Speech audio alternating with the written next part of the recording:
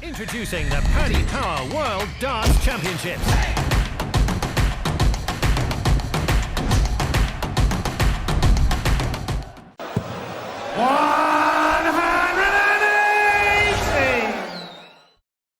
Welcome back to Online Darts, everyone. We're here and we've got Wessel Nijman in the build-up to the World Championship.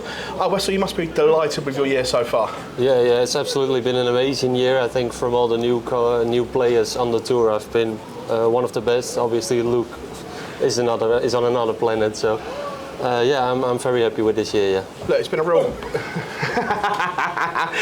a real breakthrough year as well, and winning on the Pro Tour. You come close to that, and then you got there. What was that feeling like, winning for the first time? It was like being on another planet as well, because I didn't expect to win a Pro Tour in my first year. I was hoping to get into the top 64 after 2 years, and now I'm here to play 60, I guess, before the Worlds even start after 1 year. So it's been an amazing year. Yeah. I want to take you all the way back. Obviously, we know the troubles that you've been through. When you were serving your suspension, did you ever believe that this would be possible after it was done?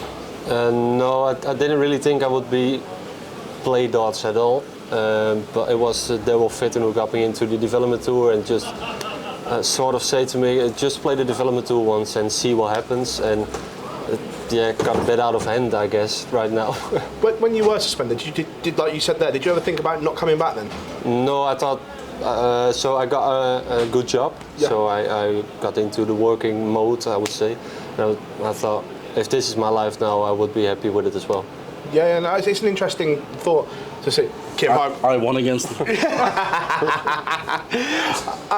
Look, the support that you got through that must have been incredible from your family and the PDPA. Did that get you through the tough times? Yeah, especially my family, and for the PDPA, I would say Jacques Nieuwlaat helped me a lot with it through the whole process. And even for now, if I have any troubles or anything, I can still text him right now to help me out. So yeah. When you came back, were you worried about the reception the fans were going to give you?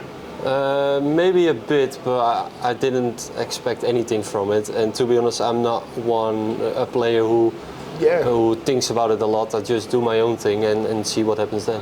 But the reception you got Ali Pally last year when you played Steve Beaton, you got a really good reception. So that must have gone, hang on a minute, this is going to be all right. Yeah. But the fans weren't against me at all. But obviously they were for Steve Beaton because he's the legend, right? Yeah. Yeah, look. You had opportunities in that game. Did you learn a lot in defeat to Steve Beaton last year? So I would say I'm not really a nervous player when I play darts, but I wasn't nervous all day long, and then I got onto the stage and the nerves really got me, especially in the first 2 sets. After the first 2 sets I got more into the game, and what you say, I think for the future, for this year's Worlds, it will help me. Well, speaking of the year that you've had, obviously I want to talk about the Grand Slam. The numbers that you posted in that group of death was incredible. I know we spoke in the arena afterwards. You got a tournament average of 107. Although you haven't won a game, they are massive numbers to be posting on TV stages. Yeah, I was very happy with the games I played, obviously, but it wasn't like I missed a lot of doubles because against Gian I was, I guess, 40% on the doubles. Yeah. But just the pressurized ones I missed. It was 2 match starts, I guess. But I'm very happy with the way I played, and I thought I could bring the same game over here to Minet. It didn't happen yesterday against Kim, but Kim played really well, so it's okay. I will just look forward to the Worlds. The next stage of your development, we've seen you win on the Pro Tour. Is winning like a Euro Tour title or something, is that next thing to tick off for you? And just I would love to win a Euro Tour or even a major event. Obviously it's a long way ahead, but if you see, like, it's not like Luke and Michael are winning all of the tournaments now. You see Richie and Mike winning ones, and you sort of think, okay, it's not just for the top 5, it could be for top 32 or maybe top 64 player to win a major event. Well, you've touched on that there. They are spread around. The numbers that you are posting are as big as anyone else's. So do you believe that even at this young age you can go and win a TV title? Well, I think it will be hard to do it like next year, but if I'm lucky enough to play 5 or maybe 10 more years, I think I really can do that, yeah. You say lucky enough. What makes you say that? Because the numbers you're posting suggest that you're top 16 bound. Those numbers are no sign of anything. But we've seen a lot of players who come high and then maybe just sort of fall down. So I hope I can remain my game as it is right now, and then obviously I can play it for 10 more years. But as I say, you need to be lucky enough to have that privilege. Looking ahead to Alexandra Palace, are you excited to go back? Sorry? Are you excited to go back to Oh yeah, Alexandra Palace I this really year? am, because it is the tournament of the year and it is the boys' dream to play the World Championship. I played it once. What I said was a bit nervy, so I hope I can play my own game now. I'm in the seeded pot now for the first round. Just hopefully the draw gives me a bit more luck now. Was that a big thing to you to be seeded for Alexandra Palace? Yeah, it obviously helps, right? Because otherwise you play top 32 Pro Tour player, what was Steve Beaton last year. It will give you a qualifier, but it's obviously not a guarantee to a good draw, or because all the players are good, even the qualifiers. Like you said, you've been unlucky on TV. Do you feel that once that one win happens, that one big win, that you'll just go on from there? Like I say, if you can get over the line in round one at Alexandra Palace, that you can go on and you'll feel more settled? Yeah, I hope so. It was how it happens at the Pro Tours, it was how it happens at the Euro Tours. I was a bit unlucky in the beginning, hitting 100 average in the start on the Pro Tour as well, and then start to get more comfortable and get my wins in. I hope the TV tournaments will do the same. You set yourself any goals for 2025?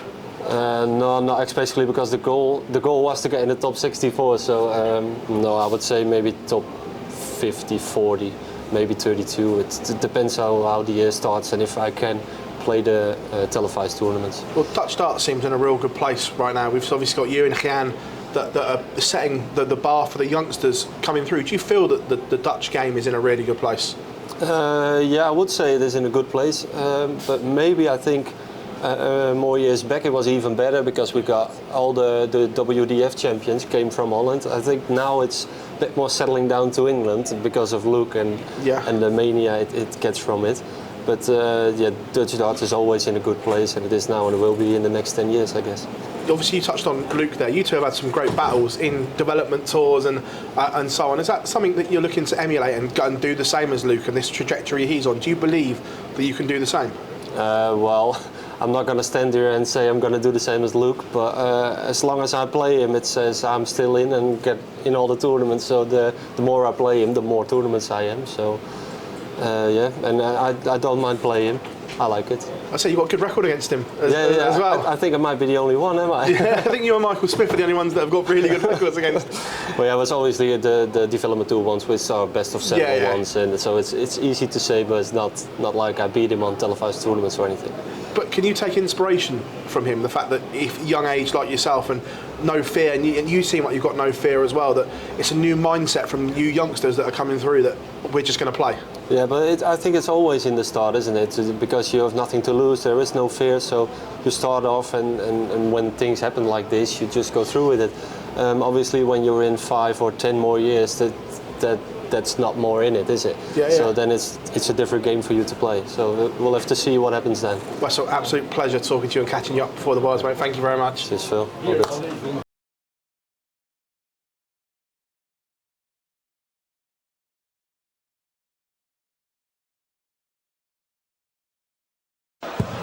One.